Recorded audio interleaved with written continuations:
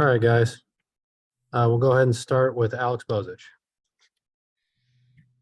Trayce, thank you for the time. Curious, going into this matchup against North Carolina, just what concerned you the most about how they play and the biggest challenges they present maybe for you guys from a defensive standpoint? I think the biggest challenges that North Carolina imposes is obviously they do a lot with ball screens, and then I think rebounding the ball.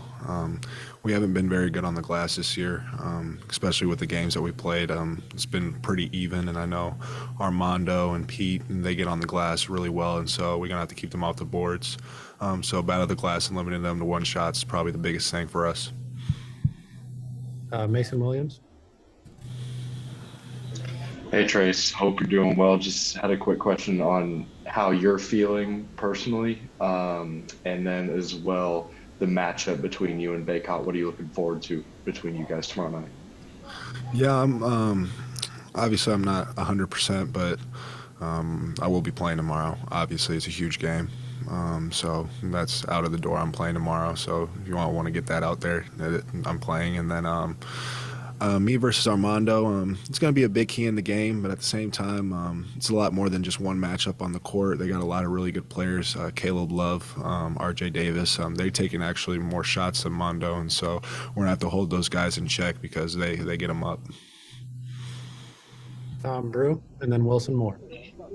Trayce, the basketball fan in you, how much are you kind of looking forward to those guard matchups during part of that game, too, with RJ and Caleb going up against your guys? I mean, it's obviously a huge challenge on both ways. Yeah, it's going to be really, really fun. I think Xavier and Jalen are looking forward to the challenge, starting on those guys, and it's going to be cool to watch them battle. All of them are great players, and so just watching them create and do things on the floor is going to be cool. Wilson and then Zach. Trayce, a couple of the earlier games this year, you've had a decent size advantage just in the post. North Carolina has some bigger guys they can throw at you. Just how does that affect what you're able to do offensively? I think the biggest key for me is kind of similar to the Xavier game. I'm just catching the ball more out towards the mid post and on the wing kind of almost, and just taking them off the dribble I think will be a key because I feel like I'm quicker than them. And then obviously pick and rolls, I think me and X have got our chemistry back. So I think that's going to be big for us too, is screen and roll and getting them in ball screens. Zach and then Todd. Trayce, I know you guys don't like to make too much of any one game, but I think there was even some playful social media back and forth between you and Armando before this was announced, like back in the spring when you both knew you were coming back. Just for you as somebody who's talked about these big moments, these big games, IU, UNC, and I guess for this team, just what will tomorrow night mean in terms of maybe the stage you'll be playing on? It's huge. To be considered one of the best teams, you got to beat the best teams, and they were in the national championship last year. They've dropped 2 games, but at the same time, they're a great team, and I know that they're going to be hungry. They have a game plan for us, and we're going to have to bring it. It's going to be electric here tomorrow, and I really can't wait to see how it's going to be. It's going to be a primetime matchup. It's at 9 o'clock. It's a primetime game, and they're going to battle, and we're going to have to battle too because they're a really, really good team. Todd and then Emma.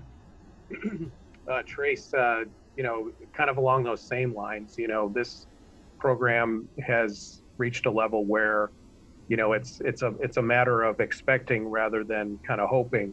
Have you guys as a team kind of embraced the idea that, you belong in the top 10 and you've earned that right to be in the top 10? How do you guys handle that? And also, where is your level physically right now? Where is your level of discomfort? How is it bothering you the most right now? For me, and I think my teammates, I can speak for them as well. I think it's when you're the dog at the top of the hill, you got teams coming in and trying to beat you. And obviously with this program, it's already kind of happened that way because it's so historic. And so when you come in to play Indiana, you're getting everyone's best shot, but it's almost different now. And now me and my teammates, I feel like we play with a chip on our shoulder. We confidently know that we're one of the best teams in the country, and we got to play like that or teams are going to bring it to us. And so I think that's the biggest thing for us is we play with a chip on our shoulder now, and that just hasn't happened in the years past. And then with me physically, obviously I don't think I'll be 100% for the game, but I think Timmy G and Dr. Rink have done a really good job, and not as in pain as I won last week, but kind of taking it easy in practice this week. But I think with the adrenaline and how the crowd's going to be, I'll be fine for the game. Obviously, I'll play my hardest. They're going to have to take me out on a stretcher if they're going to have to do that. So I'll be ready to go. Emma and then Jim. Hey Trayce, Carolina is as strong as it comes when you're looking at just a starting five, but on your end, you've seen really good minutes out of Malik and Tamar, Geronimo, Trey when he's healthy. So how big of a factor do you think that your bench is going to play in the game tomorrow? They're going to be a huge factor. They've been a huge factor in every game this year, and I think that's actually big for us because we really have, in my opinion, we have two starting fives. We could really platoon sub kind of like the Kentucky team did, but I think with Carolina playing about 7 to 8 guys, it's going to wear and tear on them because we can throw different bodies at different people, and so I think as the game goes along, that's going to be a huge part of it. Jim, and then we'll wrap up with Mike Schumann. Trayce, talking about these big moments, what does it do for your game personally? Do you feel your game elevate? I know you try harder in every game, but what is it about those big games that elevates your own personal game?